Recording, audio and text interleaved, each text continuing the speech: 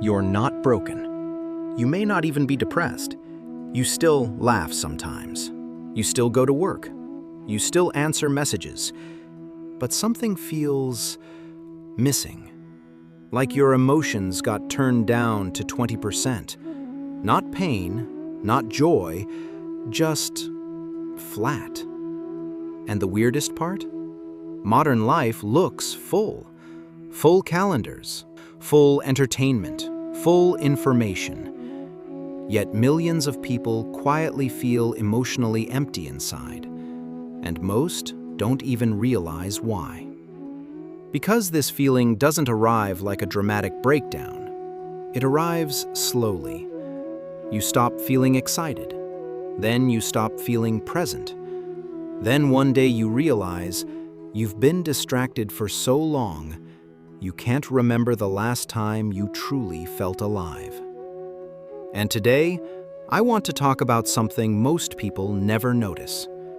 What if the reason life feels emotionally numb is because stimulation replaced connection? Not just connection with people, connection with yourself, with silence, with meaning, with reality itself.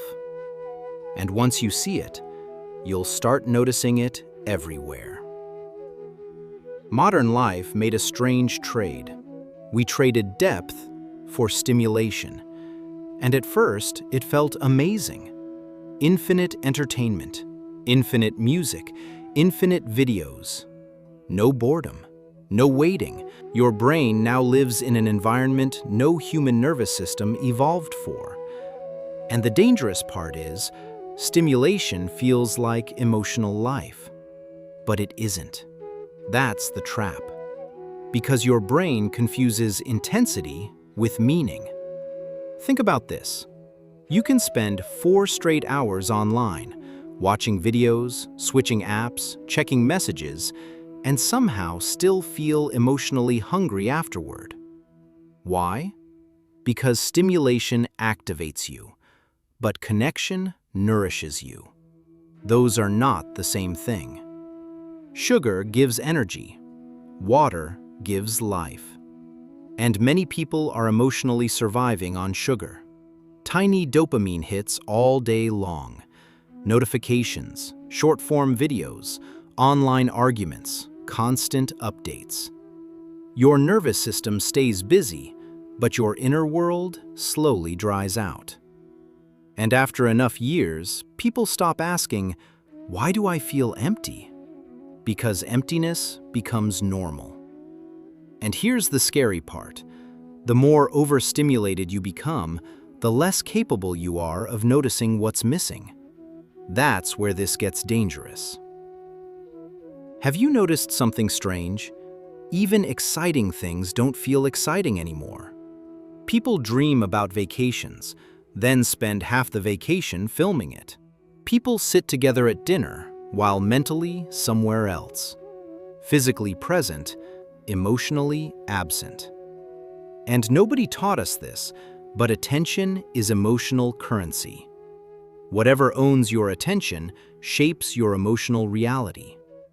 That means if your attention is constantly fragmented, your emotional experience becomes fragmented too. Nothing fully lands. Moments don't sink in. Conversations don't stay with you. Experiences pass through you too quickly.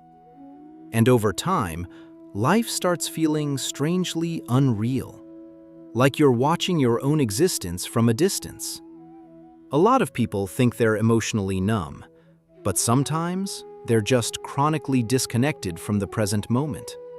Because presence requires slowness, and modern life trains the opposite. Faster scrolling, faster reactions, faster stimulation, faster consumption. The nervous system never fully settles, and when the nervous system never settles, you stop feeling deeply. Not only sadness, also wonder, also gratitude, also awe, also peace. You flatten everything. But this isn't only about phones. There's another reason people feel empty now, And it's even harder to notice, because society rewards it. A lot of people today are performing life instead of living it. Think about how often modern identity is built externally. Your value becomes tied to productivity, visibility, status, output, appearance. You become a personal brand before becoming a person. And slowly, people lose contact with their inner world. Not intentionally, just gradually. You stop asking, "What do I actually feel?" and start asking, "What should I be doing next?" The soul gets replaced by optimization. Wake up, work, consume, repeat. And look, ambition itself isn't the problem. Technology isn't the enemy. The problem is when your entire life becomes externally driven. Because eventually, you can achieve everything you thought would fulfill you and still feel emotionally disconnected. That confuses people. I have the job. I have the apartment. I have friends. So why do I still feel empty? Because humans do not live by achievement alone. We need meaning, stillness, real connection, emotional honesty. And modern culture quietly teaches emotional avoidance. Any uncomfortable feeling? Distract yourself immediately. Feeling lonely? Scroll. Feeling anxious? Consume. Feeling lost? Stay busy. But avoided emotions don't disappear. They accumulate silently in the background, and eventually, people become strangers to themselves. Here's the paradox nobody talks about. The more distracted you become from yourself, the harder it becomes to feel alive. And there's one experience that reveals this instantly: silence. Try something simple. Sit in a room alone for 10 minutes.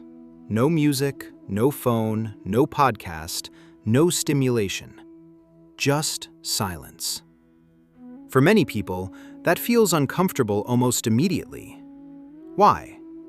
Because silence removes distraction, and distraction has become emotional anesthesia. The moment silence appears, buried emotions start surfacing. Restlessness, loneliness, fear, mental noise.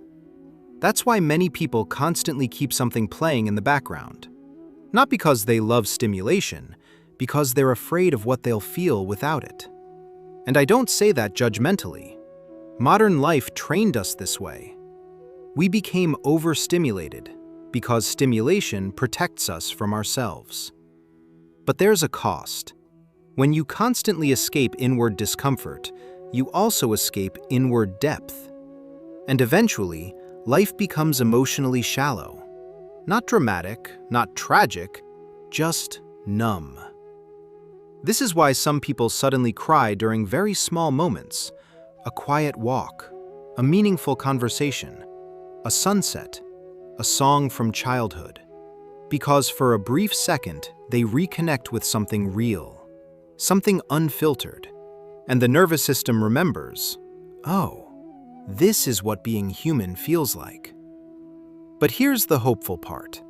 Emotional numbness is often not permanent damage, it's overload, and overloaded systems can recover.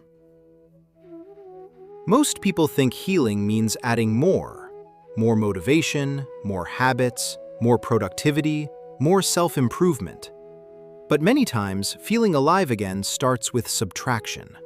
Less noise, less speed, less constant stimulation.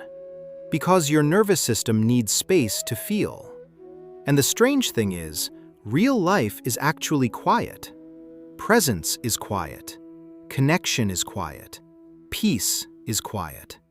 But overstimulated brains interpret quiet as emptiness. That's why slowing down can initially feel uncomfortable. Your brain expects constant input. Without it, you experience withdrawal. And this is where many people give up. They say, meditation doesn't work. Silence feels boring. I can't sit still. But often that discomfort is not failure, it's detox. Your nervous system relearning how to exist without endless stimulation. And slowly, something beautiful starts returning. You notice small things again. Morning light, wind, music, real conversations, your own thoughts. Life stops feeling like content and starts feeling real again. You stop consuming every moment. You start inhabiting it. And no, this doesn't mean abandoning modern life and becoming a monk in the mountains. It means rebuilding your relationship with attention, because attention is where life happens. Where your attention goes, your emotional life follows. And there's one final truth about emptiness most people completely misunderstand. The emptiness itself might be trying to tell you something important. What if emptiness isn't the enemy? What if it's feedback? A signal from your mind and body saying, the way you're living no longer feels connected. Not punishment, not weakness, a message. Because numbness often appears when life becomes emotionally misaligned. Too much performance, too little presence, too much consumption, too little reflection, too much noise, too little meaning. And deep down, many people already know this. That's why certain moments hit so hard.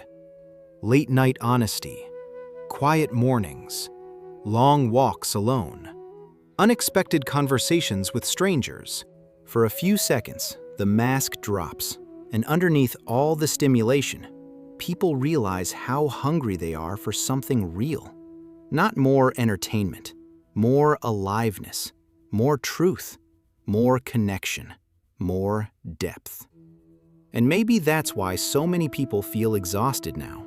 Not because life is impossible, but because the nervous system was never meant to process this much stimulation without rest.